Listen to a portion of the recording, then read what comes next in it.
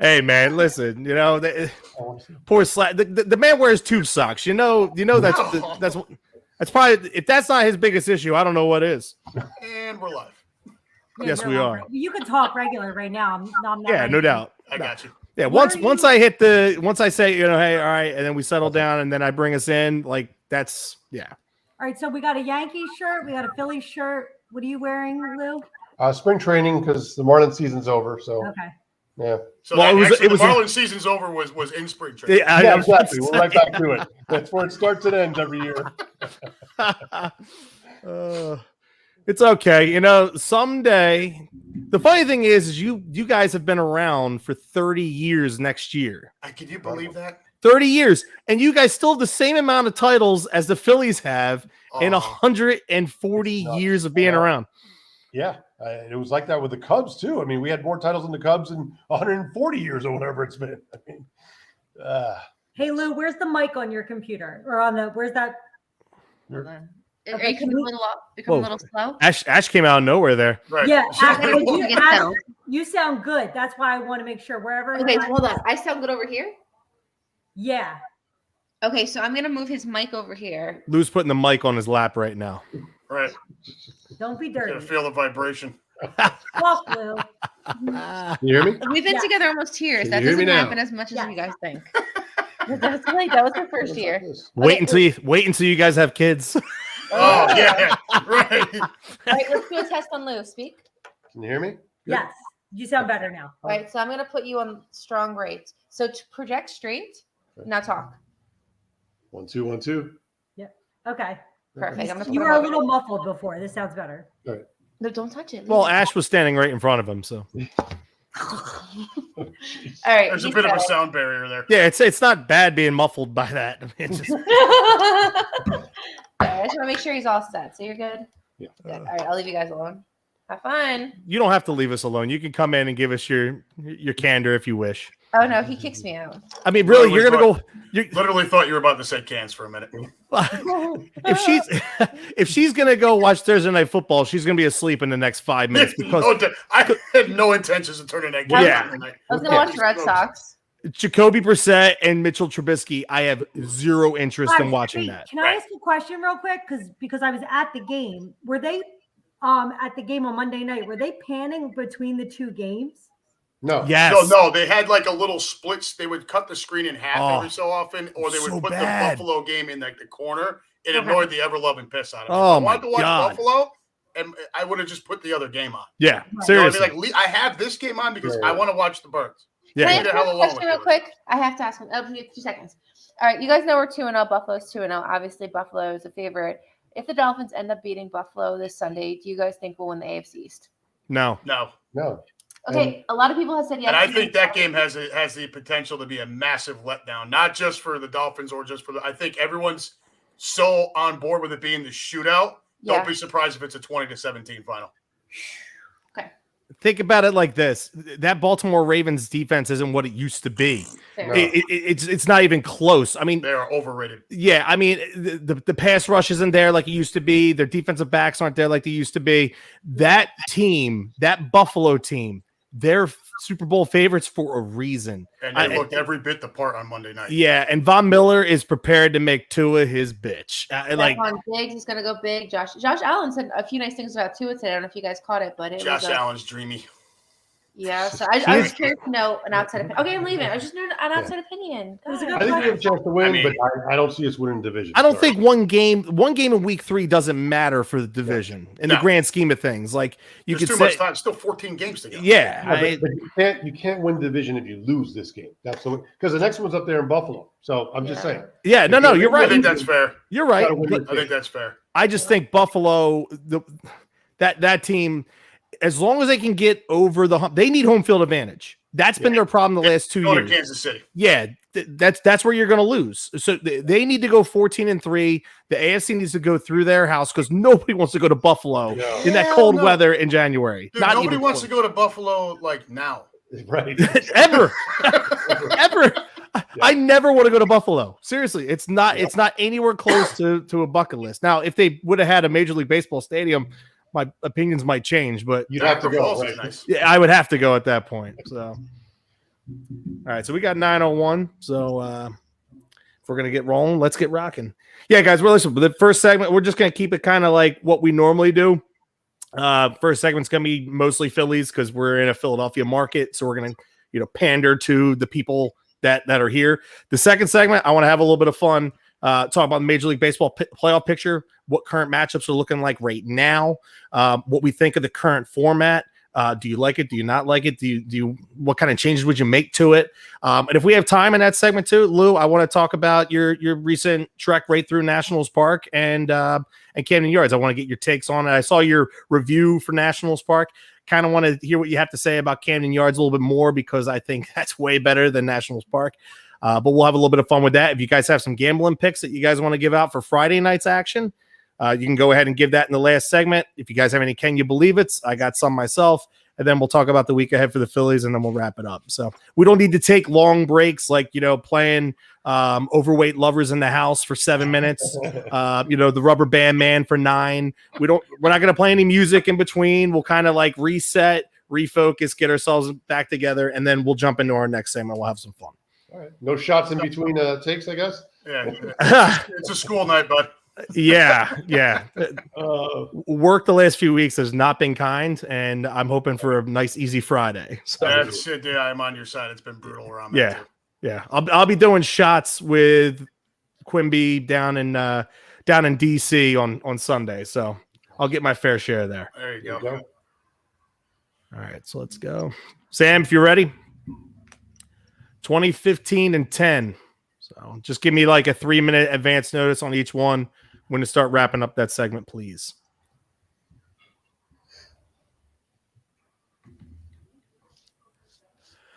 Good evening, Philadelphia, and welcome into Bud Light Baseball Brunch / Happy Hour, powered by Green Legion Radio on 102.5, Fox Sports The Gambler, 104.1 in the Trenton area, WDAS AM around the rest of the Delaware Valley, or just simply download that iHeartRadio app, and you can listen to us anywhere, crystal clear, worldwide. Broadcasting for myself, I'm Chris Sack from Green Legion Radio, host of Bud Light Baseball Brunch. I am broadcasting from Maple Shade, New Jersey, and unfortunately, again this week, I am without my co-host and co-pilot, Murph. Murph, we miss you dearly. I hope everything went well with your procedure this week.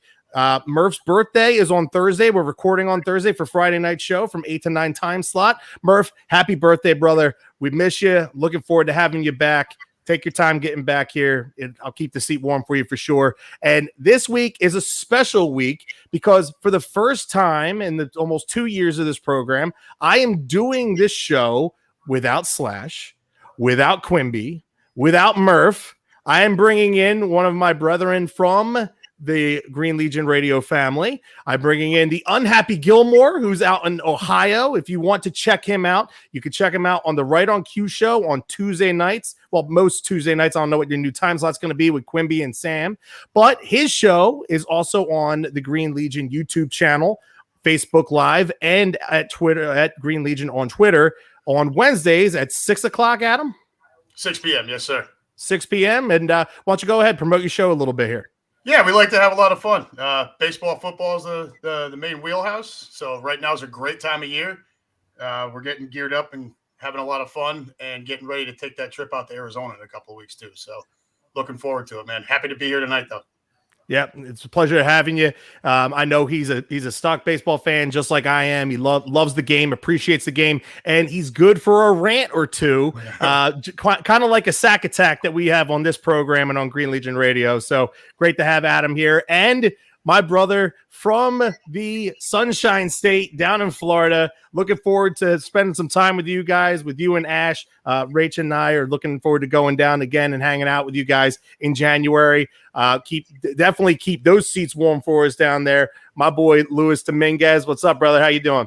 Doing great, man. Pleasure to be on, and love talking baseball always. So happy to be on. Absolutely. And Lou is a diehard. Now, this is very rare, very, very, very rare. These people don't exist, as you can see when you see the Phillies play in South Florida, down in Miami. One of the rare diehard Miami sports fans you'll ever meet in your whole entire life. This guy wears the colors proudly, goes to all the games, all the events. Unfortunately, we're not going to have any Marlins talk on the show tonight. Maybe we'll sneak something in towards the end of the show where you can tell the story about how Sandy Alcantara, the lead right now, the odds-on favorite in Vegas to win the National League Cy Young Award, was about to scoop up your future fiance. That's right. Exactly. And that's pretty much the only bright spot of this whole Marlins season. So we'll take it. Go Cy Young Candy. All right, guys. Well, this first segment is brought to you by our good friends at State Farm. Just as your local State Farm agent combines good neighbor service with surprisingly great rates, you can combine your home and auto, and guess what you'll get? That's right. Good neighbor service with surprisingly great rates. In fact, State Farm agent Dave Bavuso is your go-to agent for the service you deserve at the price you want. So try combining home and auto today. State Farm agent Dave Bavuso will help you mix and match things perfectly. Call him at 856-740-5012 for your surprisingly great rates. That's 856-740-5012, or stop in his office over in Williamstown, New Jersey. Like a good neighbor, State Farm is there. Individual premiums will vary by customer. All applicants subject to State Farm underwriting requirements. I'm going to put these guys to the test here as we go out of the box. Again, no ticket giveaway this week. We're in the back end of the season. The Phillies only have 3 home games left down the stretch. And I honestly was thinking about trying to give away my preseason Flyers tickets, but nobody in their right mind outside of me would even think about going to that. And I'm not even going to it. So what the hell? So let's get out of the box right now as we talk about our fight in Phils. And this is going to be fun to talk about with you guys from being outside of the Philadelphia area and getting your context of what you see with the Phillies here down the stretch. The Phillies snapped a 5-game losing streak on Wednesday night in come-from-behind fashion with a 4-3 extra inning win against the Blue Jays. Kept them up 2.5 on the Brewers. And the Padres lost on Thursday. So, again, we're recording this show on Thursday evening. Right now, the Phillies are playing. The Phillies are leading. So are the Brewers in Cincinnati. But as of right now, as of this recording, the Phillies are 1 game behind the Padres, who lost on Thursday to the Cardinals, and for the second wild card spot. And then, again, we're still in control of our own destiny. The magic number is now 11 with the Brewers, but the Phillies hold on to win tonight, or if the Reds come back to win, that number can change. The Phillies can knock that down to 10 with a W tonight against the Braves. So, guys, I want to start this out here just talking about that win. If you guys have seen it from Wednesday night, it was paramount. Kept them 2.5 ahead of the Brewers as we head into a crucial 4-game set against the Braves. We're still trying to take first place in National League East from the Mets, which is going to equate to a bye for them instead of having to play in the wild card round. And the Brewers have a 4-game set against the Reds, which if it was 1.5 going into this series right here where the lead was, I would feel very uncomfortable right now. But the fact that the Phillies kept it at 2.5 and kept the Brewers somewhat at bay here going into this weekend, where we have 4 against the defending World Series champs, and they have 4 against one of the doormats of the league. I think the Phillies are going in pretty comfortable. As long as they can split the series with the Braves this weekend, anything else that happens in Cincinnati is kind of a bonus if Cincinnati can handle the Brewers for us. What do you think, Lou? I think the troubling thing is, you talked about it, that this is going to be the last homestand for the Phils, and then you're on the road for the last 3. Meanwhile, the Brewers are facing, you mentioned Cincinnati now, and then they got the Marlins. They got a 2-game set with the Cardinals, and then they finished with the Arizona Diamondbacks. So those are, besides the Cardinals, and it's only a 2-game series, those are not, world beater opponents. So the Phillies pretty much got to do their job here, because the Brewers are in the rearview mirror. Adam. Yeah, I think it's tough that you have your final 10 on the road. I think that's a tough draw. But, if you can split this weekend, so you're going to get your last 10 on the road, but it's 3 at the Cubs, 4 at the Nationals. Your last 3 are in Houston, but by that point, Houston's likely to have the American League all sewn up, and they're going to be looking to just stay healthy, get their pitching staff in order. So while it stinks to be 10 on the road to finish your year, these are teams that you're going to be better than when you're playing them. So Milwaukee it might look like an easier road for them, but I think the Phillies are perfectly capable. I do think you got to get more out of Bryce Harper, though. Since September 1st, this man is 10 for 61 with 2 home runs. Yeah, It's time for Harper to flip the switch. Yeah, we're going to talk about him in a few minutes. Lou, you had something else to add? So interestingly enough, this year with the format change, and now Houston's going to get that bye. So those last 3 games, they might not be sitting guys because they're already going to be sitting out, 4 days. So 6. So Houston might be playing their guys just to keep them fresh because they're already going to get some rest. Yeah, there's a 6-day gap between the end and I think the start of the division series. So yeah, I mean that's a good point. It's all going to be a matter of how it's touch and go, how you feel with the team at that point. I mean, a guy like Verlander probably can't hurt him to have a little bit of extra rest that, he's been around for a while, but that team's loaded with veterans. They know how to win. It makes me sick to my stomach and I'm throwing up to the top of my neck having to say it, but they know how to win, man. Cheating or not, they know how to win games.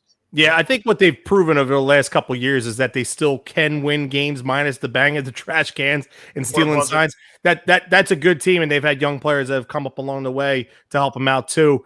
But if you look at it, I agree with you guys. But for me, the season comes down to this series with the Braves. These 4 games right here. If you can split this series 2-2, you have to go 2-2. You can't go 1-3. You can't get swept this 4-game series because, as you said, everything kind of lines up for them towards the back of the season.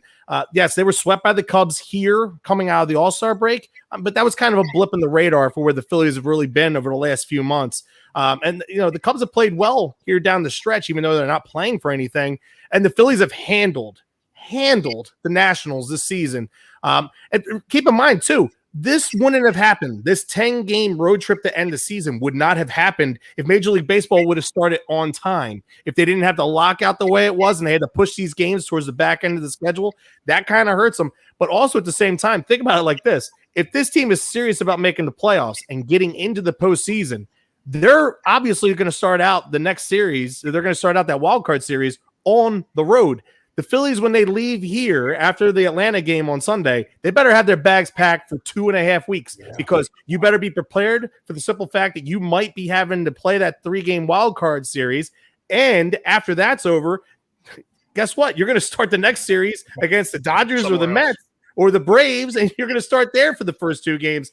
This is crucial right now for the Phillies. This series, this weekend, to me, is the season. You come out of it 2-2 or 3-1, they're not going to sweep the Braves this weekend. But if you can maintain and hold water against the defending World Series champions, I have a lot of faith and belief in what they can do. And remember, if they win tonight, they hold on to win tonight. That shaves it down to 10. That's any combination of Phillies wins and Milwaukee losses. That right there is a very friendly, manageable magic number for the Phillies to maintain if they can shave just a little bit off at a time. We'll see how it goes. But a promising thing that we saw on Wednesday, gentlemen, was the return of Zach Wheeler.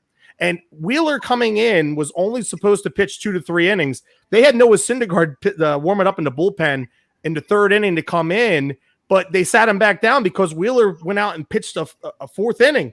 4 scoreless innings of work after missing the last month with the right forearm tendonitis he was dealing with, which took him out of the rotation for 2 weeks longer than they had expected.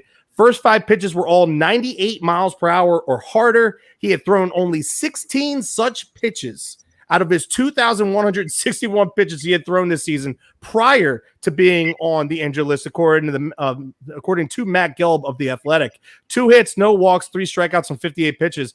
Bodes well for his next start at Wrigley Field, if you ask me, Adam.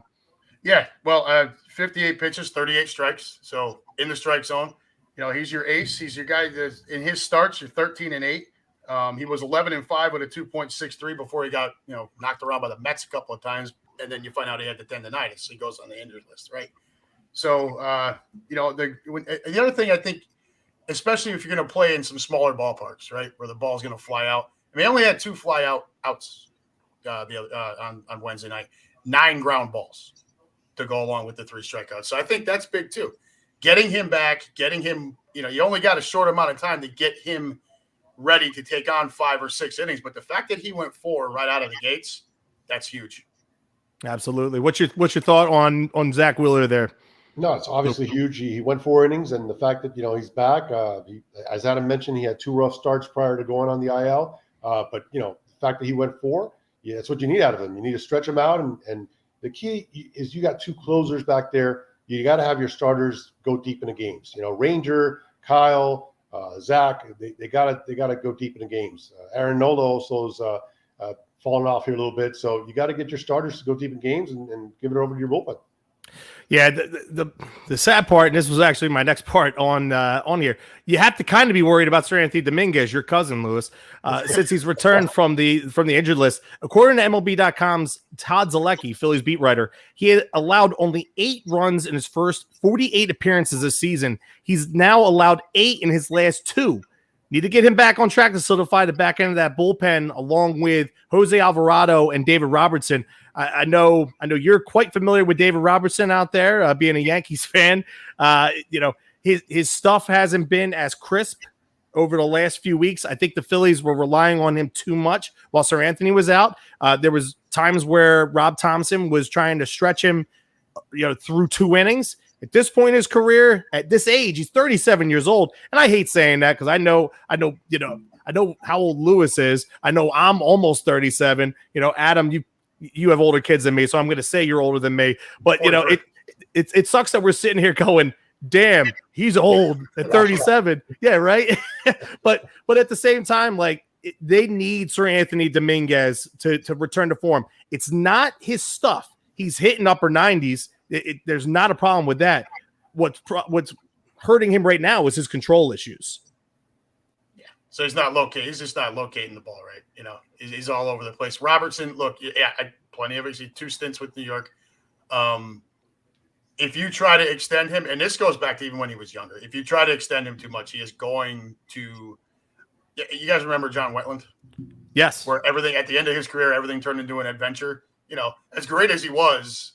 There was a walk, there was a double, it was second and third with 2 outs and 3 and 2 count when you finally get the save. Robertson is going to put you through a series of, mini heart attacks every time he takes the mound if you end up having to overextend him too much. And I think you guys found that out already. Yeah. That curveball can be nasty, but if he's got to be out there for too long, that snapper doesn't have as much snap to it. Yeah, his the 4-pitch walks that he has, the leadoff walks, man. The leadoff walks kill you. You can't do that, Lou. Well, I'll just say this though: they're 2 proven closers though, and down the stretch, and when you get to the postseason, you could rely on 2 guys that have proven they can do it. You're not just all of a sudden going to bench your closer. Don't throw him out there. I'll give you a good example, and I will throw in a little Marlins twist into it. 2003, Marlins traded for Ugueth Urbina. And they had Braden Looper as their set closer. And what Jack McKeon did is he swapped them. Whoever had the hot hand, and it worked. They won the World Series. So, it's one of those where you have 2 guys that know the job. And if one's not working, you go to the other guy. And, that's something that you can rely on down the stretch. Ugueth Urbina, I always knew you had a machete, Lou. Not when Urbina's around. It's probably what you use to shave that beard with, Exactly. All right, so I know Adam kind of brought it up a little bit earlier, and I know I have a little bit of concern on my end about Bryce Harper. See if you guys have any concerns about him. He just doesn't look right at the plate right now, like he's lacking confidence in himself.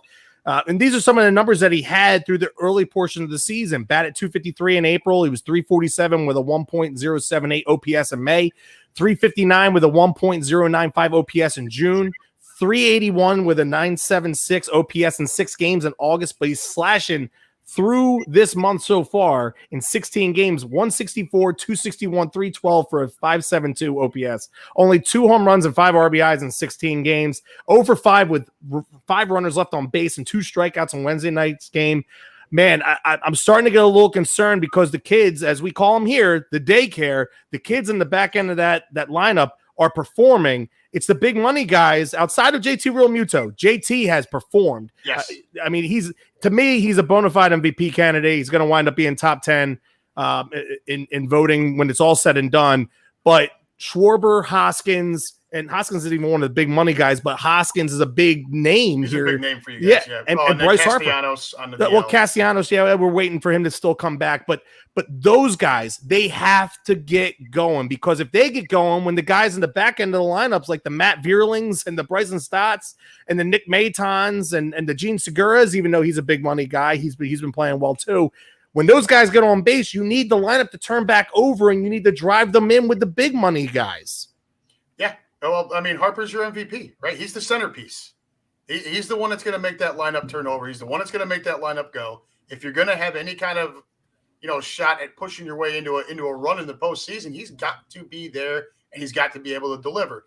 Even if it's just his presence, where he's hitting well enough that, the pitchers are afraid and need to walk him. There's just another guy on base. Somebody else is going to see a fastball. If he's not going well, your lineup's going to have trouble. And I think you've seen that. I mean, that's just kind of what's happening right now. Don't look at Schwarber for contact or batting average. It's not who he is. He's I think he's an easier guy to root for than Joey Gallo, but the batting average isn't his deal. No, it's a career 230, 235 hitter, and he's only batting like 215 this year. Right. He's not going to make a whole hell of a lot of contact, but when he does run into it, my God, it's got to be Harper. I think Bryce is just doing a little bit too much right now. He's also throughout his whole career is a walking machine. He's got to wait for his pitches, get on base. It'll work itself out. But he's forcing the issue too much right now. He's just got to do what he does best. See good pitches, take what he gets. If not, take your walk. Zach, are you worried at all that there's lingering injury problem with him? I think so. Also, at the same time, it's pretty hard when you miss 2 months of a baseball season and then you come back in the thick of a pennant race and you have to all of a sudden kind of pick back up. And we all thought with those 2 games that he had down in AAA, and then when he had the bases loaded situation in his first at bat when he came back, and everyone's like, "Oh man!" We tend to realize, or we fail to realize sometimes, is how hard of a game this is. And when mentally you're not right, you could tell it at the plate, but I don't know if physically he's right. I don't know if he's a little bit nicked up, banged up. I don't think it's the thumb, but sometimes when you're not going right and you're the big money guy and you're the MVP, it's really tough to try and scrape yourself off the ground. That's what the guys at the back end of the lineup are doing right now. But if this team has any hopes of A, getting to the postseason, and then B, making noise when you get there, Bryce Harper needs to be Bryce Harper. He needs to be MV3. But who's the MV3 of the city of Philadelphia? It's none other than our friends at Premier Window Cleaning, because they're the leading window cleaning company in Philadelphia and its surrounding areas. They have over 30 years experience. They offer commercial and residential window cleaning, pressure washing, parking garage cleaning, graffiti removal, post-construction cleaning. Every employee is trained, certified, and goes through an extensive background check. At Premier Window Cleaning, your satisfaction level needs to be 100%, as no job is complete until you're happy. With clients like Lincoln Financial Field, Comcast, Chop Roberts, and University of Pennsylvania, you cannot go wrong. For more information and a full list of services, give them a call at 267-534-5198. That's 267-534-5198. Or head to their website, WeHateDirtyWindows.com. That's WeHateDirtyWindows.com. Coming up on the other side, we're going to talk a little bit about Matt Vierling, and the performance that he had on Wednesday evening. We're going to dive into the MLB playoffs, and we're going to talk about the historical season of All Rise Aaron Judge right here on Bud Light Baseball Brunch, 102.5 Fox Sports The Gambler. We'll be right back right after these messages. Good job, guys. I swear to God, I'm going to throw stuff at my television if this bullpen When doesn't figure Lucas out how to flushed pitch that to people. window, I almost fell off my chair. I thank God you did that, because we just gave up a 3-run homer and Boston took the lead, and I was ready to just start chucking shit across my room. I look up and you're reading the promo. He's cleaning a window. I'm like, all right. I seriously almost I'm at a high chair. And Wait, he was cleaning the window? Well, you were reading the Premier Window services. Yeah. Oh, you were looking down reading it. Yeah. Oh man. Dude, it was funny because you guys, I had you guys chiming in, and I'm like, I'm following the game on my phone here with the Phils, and the Braves had the bases loaded with 2 outs. I'm like, son of a bitch, they better not. I'll be snapping off just like you. Shit. Oh God, yeah, no, I'm ready to come unhinged on this bullpen, dude. Nobody knows how to pitch out of the bullpen anymore. It's such a great first half to watch how bad they've been. Oof. And the funny thing is, it feels like everything happened when King got hurt. Yeah, I agree. I don't think we were as good as we were playing the first half. No, I agree. I agree. I filled out my thing to start the year. I had Tampa winning the division and us as a wild card. But I also don't think we were as bad as the way this team has performed since the break. It's odd. It's very. I know there's been some injury problems, but Jesus, that book. Clay Holmes stinks. Like I've had enough of this dude. Right? He can't. Again, with the location, I've had like. I used to keep a pile of my socks. I had to do my laundry when we played the Red Sox when I was younger, and I would keep my socks next to me all balled up, and then somebody like Ortiz would hit a homer. I'm like, you motherfucker. Were they crunchy? No. That wasn't not that young.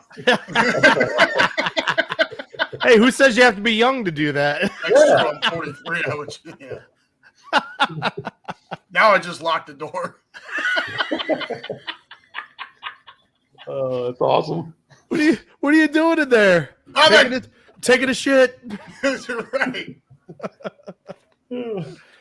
Thank you, Delco Jesus. Appreciate your input. Great episode. We're having a lot of fun. So we're about to dive right back into this.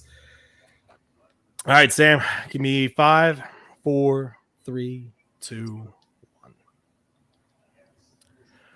Welcome back here for our second segment on this Friday evening of Bud Light Baseball Brunch / Happy Hour.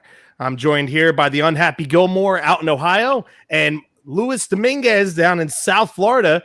Murph, again, is not here with us. We're hoping to have him back over the next week or two before the end of the season. But nonetheless, we push on. Murph, prayers up for your brother. And happy birthday. Again, Murph's birthday was on Thursday. If you haven't yet, give my man a shout out on Twitter. I know he would enjoy hearing from you guys. But when I think about Murph, it takes me back to July 23rd when we were hanging out down at the Ludlam Bar and Grill at 4000 Landis Avenue in Seattle City. Listen, it's no longer summer here. We're going to be in the 60s next week, but that doesn't mean that you can't get down to the shore still and hang out with our friends at the Ludlam Bar and Grill. It is a phenomenal place, a lot of fun. Please get the La Costa lemonade. Holy crap. It is unbelievable. It is so delicious, and you'll be leaving with quite a buzz just from drinking it.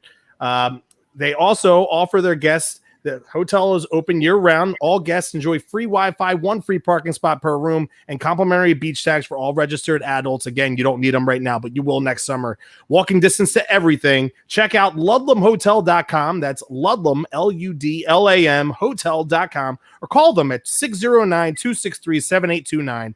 That's 609-263-7829 for all your reservation, dining, or entertainment questions. The Ludlam Bar and Grill and Hotel, your new oasis in Seattle City. All right.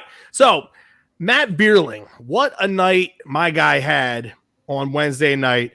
5 for 5, okay, including a walk-off hit to cap off the 5 for 5 night. First Philly to do that since Milt Thompson back in 1987 to have 5 or more hits in a game and have the walk-off hit. Incredible performance by him. And guys, here's a nugget for you, okay? This is courtesy of Elias Sports Bureau, okay? Because JT Realmuto went 5 for 5 on Tuesday night against the Blue Jays. Matt Vierling went 5 for 5 on Wednesday night against the Blue Jays. That's the first time since at least 1900 that the Phillies had 2 players go 5 for 5 or better in consecutive games. Incredible stat. Here's the last time it happened in Major League Baseball. Before I go ahead and I divulge, do either of you guys want to take a guess? I don't even want to fathom when the hell that happened. No. September 2004.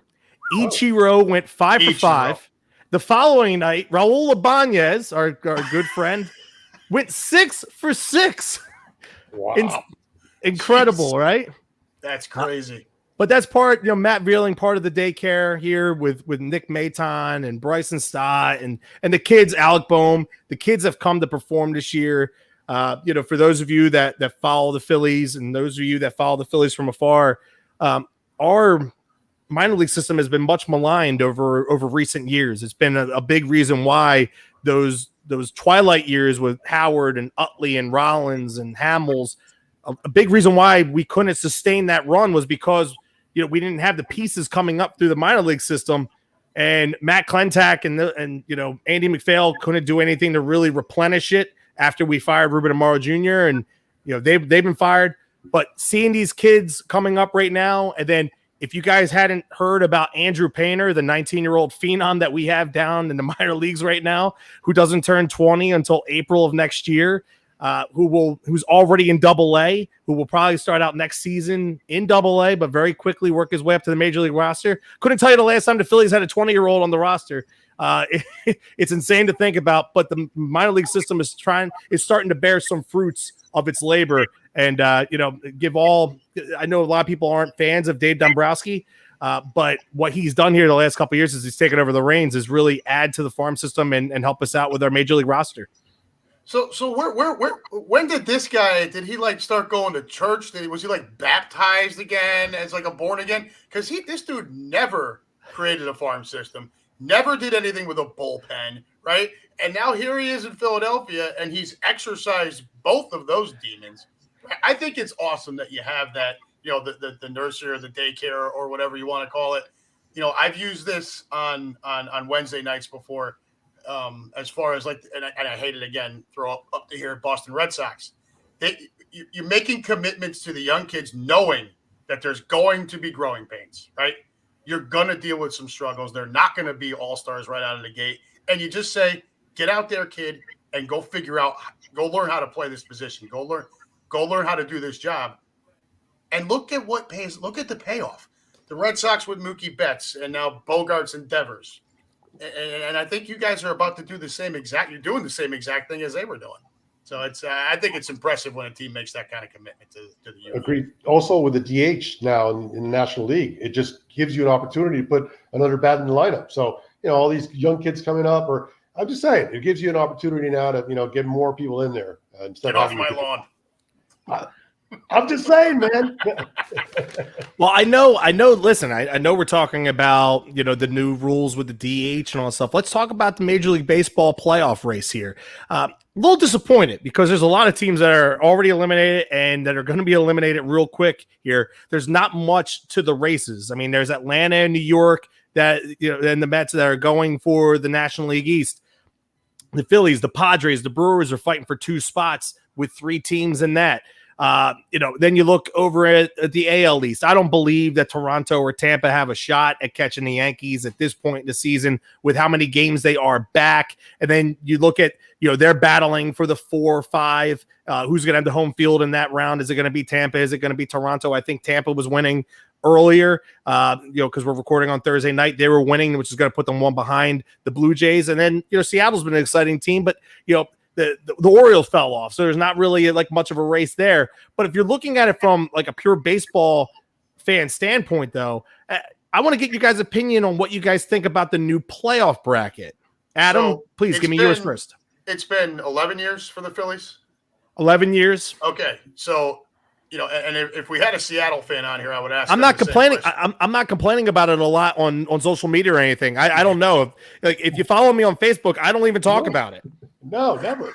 I never bring it up. I don't even. It's been 11 years. I had no idea. I mean, Lou, could you tell I did that on purpose? Yeah. But again, I would ask a Seattle fan the same question. If things stay as they are right now, and the season was to end right now, you've waited this long for a postseason berth, and you're not going to get a home game unless you get through the first series. I think that. I mean, look, I kind of understand what they're trying to do, but I don't. If it was the number 1 seed playing the number 6 seed, I could understand it more. But when we're talking about a 4-5 matchup or a 3-6 matchup, the fact that the lower seed is not going to get any home game, I have a problem. I'm sorry, I don't like that format at all. And a lot of it is because of a team like the Phillies who've had an exciting run to get to where you're at and about to knock on the door to get in. Seattle's not been in the postseason in quite some time. And they're not, there's a chance, even if you get into the postseason, that you won't be able to enjoy it at your own ballpark. Lou? Agreed. Adam stole my thunder. Agree with him 100%. You need to have a home playoff game. You play 81 home games, 162 overall. You got to get 1 playoff game at the very least. So that's my take on that. My bigger disappointment with this system is I thought there'd be a lot more teams on the outside looking in. And if you look at each league, Milwaukee's the only team that has a shot pretty much to get into the field. And in the AL, Baltimore is 4.5 out. That's not really a shot, but they're the only team that has a chance in that in the American League. So I thought there'd be a lot more teams jockeying for position to try and sneak in, and you just don't have that. You got pretty much 2 teams that are one team in each league trying to get into this mix right now. See, I understand. I'm right there with you, Lou. I understand your situation too, Adam. Like, is that Judge? Yeah. Okay. I'm on a little bit of a delay too because I stream. So if you guys are watching it, I'm not watching it. Please, so you're good. You're good. No worries. Now, I agree with you, Adam. Like, it disappoints me as a Phillies fan because I would love to be able to catch a game here in the wild card round if that's where it winds up going, and the Phillies wind up making the playoffs. And I've said all along, and like my wife was pricing out flights to St. Louis today, and she's like, "This is unreal! Like, we got to spend this much money to fly out on a Friday to St. Louis and fly home on a Saturday. Like, we're going to be there for like less than 24 hours. I don't care. Like, if I said it when the Eagles won the Super Bowl, like."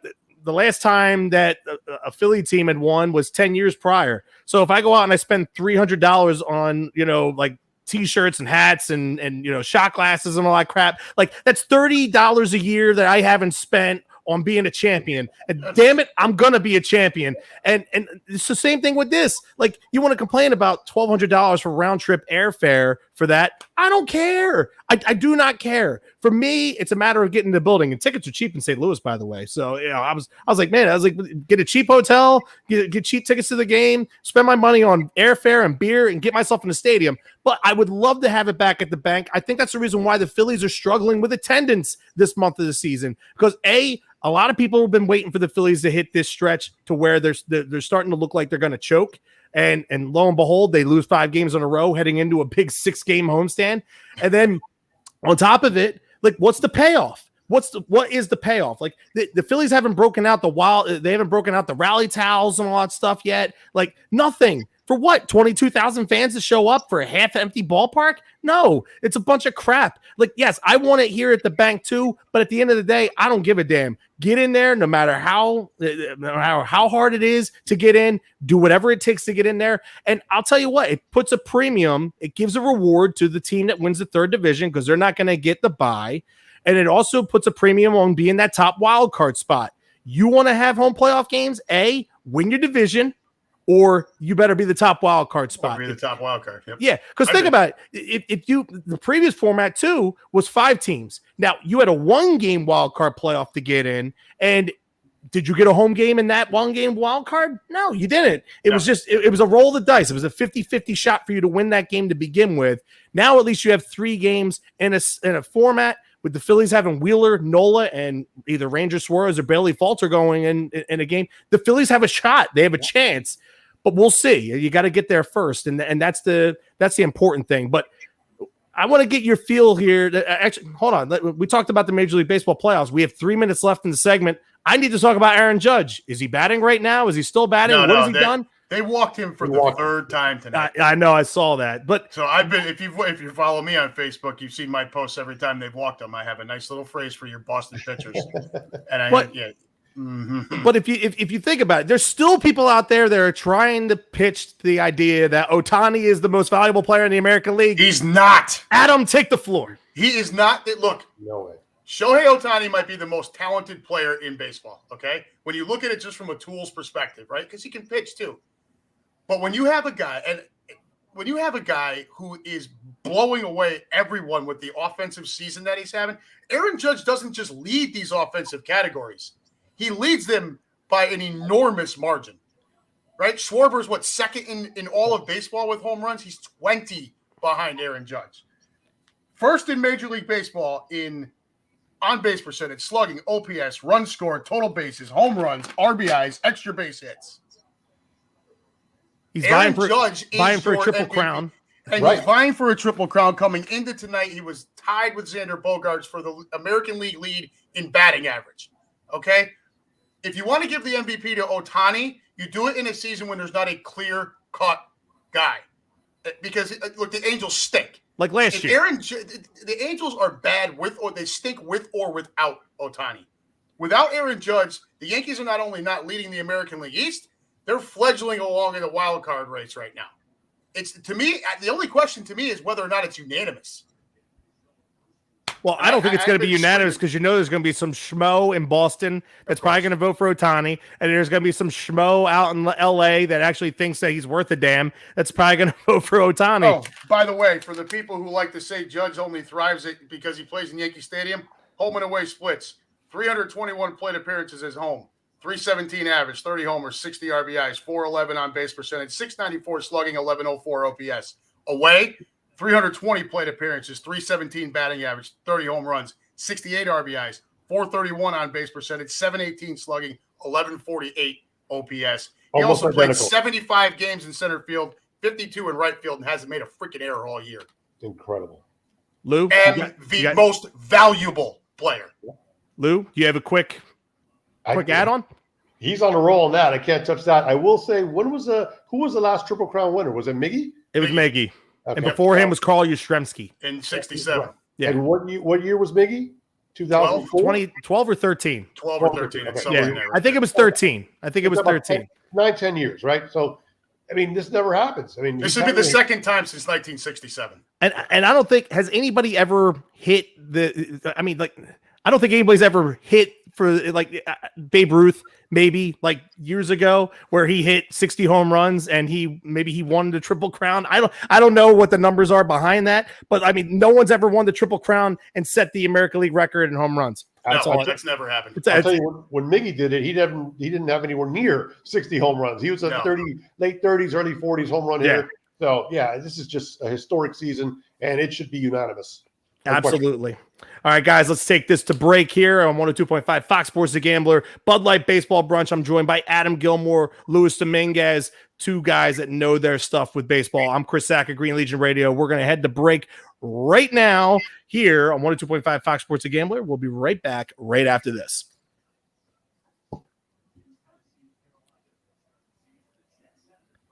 We're good. Nice. I can't with the Ohtani shit. Yeah. Not this year. Not this year. Did you tell I was doing that on purpose too? Oh, yeah. I mean, you put that one right on the tee, boy. Have like 8.5 minutes. That's fine. Okay. That's fine. Do you guys have any Can You Believe It that you wanna join in on? I do. I don't. So I got a funny one. I got some good ones. Yeah. I could help you out, Lou. okay. All right. I got a funny one and then one that's kind of I could skip it if you have a bunch. No.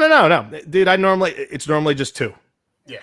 It's two. Like, you know, but I what I do is I just screenshot them. I'm like going through Twitter and then I'll just be like, oh, let me save it. And then like once we get to showtime, I kind of go over it with Murph. I'm like, all right, what do you got? All right, that way we don't go through the same one and we go, oh shit, we need to turn and pivot. You know? So it just kind of makes it a little bit easier for me. I went and looked at like this date in baseball just to see if there was anything goofy in there. But I did find one that was kind of interesting and then one that I thought was funny. And the one that I thought was funny is definitely Yankees related, and you'll laugh. Here's a football one real quick, okay? Since 2021, the Dolphins are undefeated against starting quarterbacks whose last name contains the letter O and have lost every game otherwise. That's a 21-point comeback that they had the other day. So here it is. They lost to Josh Allen. They beat Mac Jones. They lost to Josh Allen, lost to Derek Carr, lost to Carson Wentz, lost to Tom Brady. It's his last name with the L. Lost to Trevor Lawrence, lost to Matt Ryan, lost to Josh Allen. They beat Tyrod Taylor. They beat Lamar Jackson, beat Joe Flacco, beat Cam Newton, beat Mike Glennon, beat Zach Wilson, beat Ian Book, lost to Ryan Tannehill, beat Mac Jones, beat Lamar Jackson. Yeah, I want to know who took the time to figure that out. Fucking fantastic. I love that. That's wild. That's crazy. Oh, that's beautiful. Lou, I'm going to send it to you. That way Ash could do it on her show. Okay. Lou, I also want, when I bring it back, Russ, Murph is doing well. We should have him back within the next week or two. I spoke to him the other day. He should be out of the hospital tomorrow. So what a great way to spend your birthday, but hopefully the Phillies bring home a win for him. But yeah, just to give you a heads up on that, we should have Murph back soon. He's doing well. He's in good spirits. But yeah, I want to give you an opportunity, Lou. And Adam, I want you to replug your show too when we come back in. Sure. So I'll kick it over to Lou first, that way you can promote Ash. Let us know her time slot. What night she's on, all that stuff. If you guys have an upcoming guest, pitch that. Adam, I'll kick it over to you real quick. And then at that point, We're going to go I'm going to give my picks, my gambling picks for Friday night, and then we'll do some Can You Believe It? We have 8.5 minutes, so we'll wrap it up real fast. All right. So, Sounds good, brother. Thank you. Yeah, no problem. All right. 5, 4, 3, 2, 1. Welcome back for our last segment here on Bud Light Baseball Brunch / Happy Hour on this Friday evening. Probably watching the Phillies-Braves game as you listen to us talk about how the Phillies may or may not make the playoffs. But it's all in good fun because right now, as of right now, while we're recording on Thursday night, the Phillies are up 1-0. Hopefully they can tack on another insurance run or two as they get more action out of the bullpen here later in the game because the Brewers are handling their business in Cincinnati against the Reds. But nonetheless, Chris Sack, Green Legion Radio, Bud Light Baseball Brunch. And this upcoming Sunday, we're going to be on our way down to Washington, D.C. to see the Eagles face the Commodes. Quimby and myself will be doing the pregame show live from the bus on the I-95 corridor going down to Washington, D.C. from 9:30 to 10:30 on 102.5 Fox Sports Again, or download the iHeartRadio app and check us out. It's going to be a lot of fun. We had a great show last year on the way down there. Actually, if you want to talk about this year, January 2nd of this year when we went down last, but we're going down there with one mission and one mission only, to win the game. I don't care about Carson Wentz. I appreciate what he did in 2017, but nonetheless, I do not care about anything other than coming back home with a W. Now, as I promote that show, I'm going to give an opportunity to Lou to promote his girlfriend, Ashley's, her podcast, her show down there in the 305 Sports Babe. Yeah, thank you. So it's 305 Sports Babe. Her name of her show is Bad Calls, Brawls, and Balls.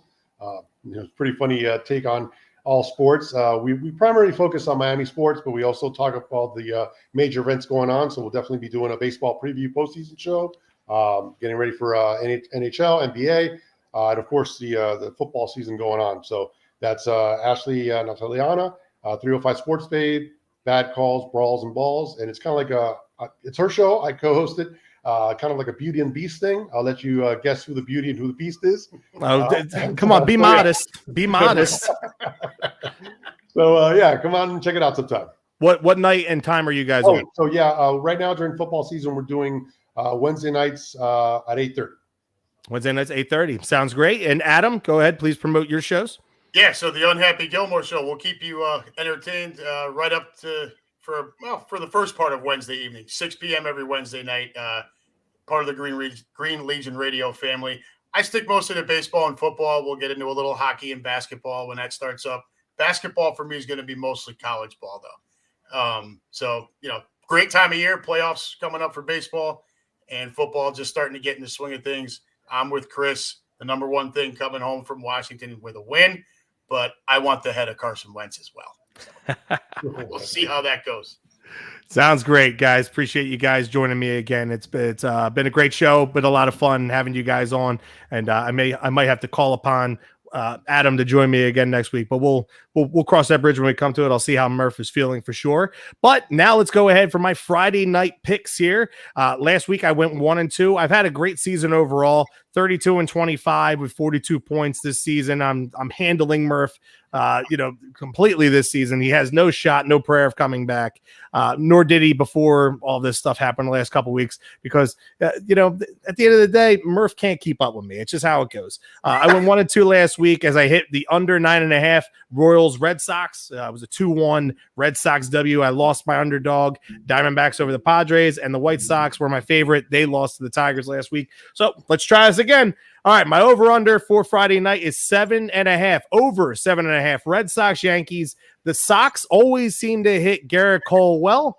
Lefty Rich Hill is pitching for the Red Sox. I just think that the Yankees and their bats are starting to find themselves now. Runs will be scored in the Bronx, and that over 7.5 all day long on that one. Please cash me that ticket. Astros -150 at Camden Yards versus the Orioles. They're 9-1 in their last 10. The Orioles are 4-6 in their last 10. This is a good number to get the Astros at. You normally don't see them at a low number like -150. Go ahead and add that to your ticket. And my underdog for that night will be the Diamondbacks at +185 versus the Dodgers at Dodger Stadium. I like Zach Gallen, local kid here. He is a heck of a pitcher. I just think for one night and one night only, that's a good number to get Zach Gallen at to tame that lineup for a night against Julio Urias. So make sure you guys get over 7.5 Red Sox, Yankees, Astros minus 150 against the Orioles, and the Diamondbacks plus 185 versus the Dodgers. All right, gentlemen, let's go ahead. Let's do some Can You Believe It? I'm going to start off with Adam. Give me your first one. So I took a look at, baseball history on this date just to see if there was anything fun. This one was interesting to me. In 1920, Chicago grand jury convenes to investigate, the Black Sox scandal from the 1919 series. 39 years later, on the same date, the Chi Sox win their first pennant since that 1919 team. A little odd, but I thought it was, 40 years earlier, they're getting thrown in jail, and now they're winning a pennant. Good stuff. I like that. I'm going to stick with the Yankees on this one. The Yankees are the first team in Major League Baseball history to end a game with a grand slam and then hit another grand slam in the first inning of the next game, which they did in back-to-back days. That game, the walk-off grand slam, Judge had just hit number 60, and I left the bar because we just got done doing the Players Show. So I left the casino and I drove home, and then I looked at my phone and it said it had you guys winning it. I was like, oh, standing at a grand slam. But that's courtesy of Katie Sharp. Give me your second one, Adam. So this one's Yankees related too. I thought this was funny. 1985, September 22nd, 1985. One night after a drunken bar fight in Baltimore hotel, Billy Martin has his right arm broken by pitcher Ed Whitson in the same bar. God bless Billy Martin. Yes. Yeah. Who leads it all time of being fired by George Steinbrenner. Right, and bar fights. Yes. I'm going to go with, listen, I hate saying anything Mets or giving them credit for anything, but this is a 2-for-1 special because the Mets tied a Major League Baseball record for strikeouts in a 9-inning game with a combined 20 strikeouts from Jacob deGrom, Seth Lugo, Joely Rodriguez, and Trevor May. But on top of that, Jacob deGrom in that game, 40 straight starts with 3 earned runs or less. It's a Major League Baseball record since 1913 when earned runs became official. When Jacob deGrom, I hate the Mets, and I'm born and bred to hate Jacob deGrom because he's a Met, but you got to show appreciation for the all-time greats. If that guy did not get hurt as frequently as he has the last couple of years, the truly special numbers that he would put up, the Cy Young awards that he would win year in and year out, it kind of harkens me back to looking at Tim Lincecum and his career arc. It was 2 Cy Youngs and then a couple World Series, and then he flamed out. He's never going to have a shot at getting the Hall of Fame. But if that guy was able to stretch his career for a decade, first ballot Hall of Famer all day long. You kind of look at deGrom in that same context, except that he's been able to get a little bit more out of his career than Lincecum did, just because he's bigger stature, doesn't have to put as much physical stress on his body like Lincecum did with his small frame. But it's special what you're watching every single time Jacob deGrom pitches. I'm going to use the Derek Jeter line from from that documentary, The Captain. We didn't hate the Mets; they were just the Mets. Yeah, they were just the Mets. deGrom, I agree with you. deGrom's been unbelievable. I think if he would, I think he tends to overthrow though. As much as he doesn't need to put the stress on his body because he is a bigger guy, feels like he kind of still does, and that's what ends up putting him on a disabled list. And it is a shame because he's special. Absolutely. All right, guys, let's do some parting shots here. Let's make it quick. 30 seconds, Lou, 30 seconds, Adam, and we're going to take this show out on the road. Go ahead, Lou. Have at it. Thanks for having me on. A tremendous show. Looking forward to the last couple weeks of baseball season and heading into the postseason. Adam? Yeah, same. Having a good time here. This has been a great night. Thank you for having me on. Thanks for letting me plug my show on Wednesday nights too. I am not enjoying the current Yankees-Red Sox game, but I'm hoping to enjoy the rest of the weekend. I want Judge to get those homers. Would love nothing more if he does it against Boston. No doubt. Lou? One more to come back here. Bigger number, Pujols getting to 700 or Aaron Judge and see what he finishes at this year? Well, what's a bigger story? It's a common question. Judge. 700 is huge. 700 is big, man. It is, but listen, think about it. I think there's more guys that have gone over 700 that have gone over 60 in a season. If you're looking at it from or it's the same amount of guys that have gone over 700 and have gone over 60. McGuire, Sosa, Maris. I'm talking over 60. Babe, you know, like and Bonds. So it's close. But for me, the single season ones matter more to me now. I just think home runs have kind of taken over, but it's still hard. It's so hard in one season to get to 60. Hank Aaron never even went over 50. Right. He was just, you know, every year. Yeah, he was just consistent every single year. He stayed healthy. He was able to put his numbers up. I think epitome of consistency. Yeah, breaking Roger Maris's home run record and thinking that the guy who's doing it is clean as compared to the other guys that passed him, that to me is special. That's the difference right there. Is you know, I think baseball, as much as people like to tell you, oh, the record book states this with no asterisk. I think baseball itself has allowed us to make our own judgments. Right? They've not really pushed that this is the record. You know, there's no arguing about it. They've kind of left it open because they know it's dirty. Absolutely. All right, guys. Well, listen, the Phillies, we're going to wrap up this series here this upcoming weekend. We're going to be in Wrigley next week, and then we got a big 4-game set because we have to handle our business next weekend in Washington. We will be recording next Thursday night again. Not sure of what time slot, leading into our show on Friday evening from 8 to 9 on 102.5 Fox Sports The Gambler. But as soon as we know what time we're going to be on, we will let you guys know, and we'll let you know who will be joining me next Thursday as well. Let's go Phillies. For the love of God, do not do this to me. Make this postseason. Let's get in there and let's see what happens for sure. I need this more than anything. But like a 3-1 pitch to Ryan Howard, we are out of here, baby. Everybody, enjoy the rest of your Friday evening with a drink, maybe a cigar, and some good Phillies baseball. And I will see you guys next week. Enjoy. All right. Great job, guys. All right. Thanks, man. That was fun. That was a lot of fun. Good time. Yeah, man. I hate losing to Boston, dude. I can't fucking-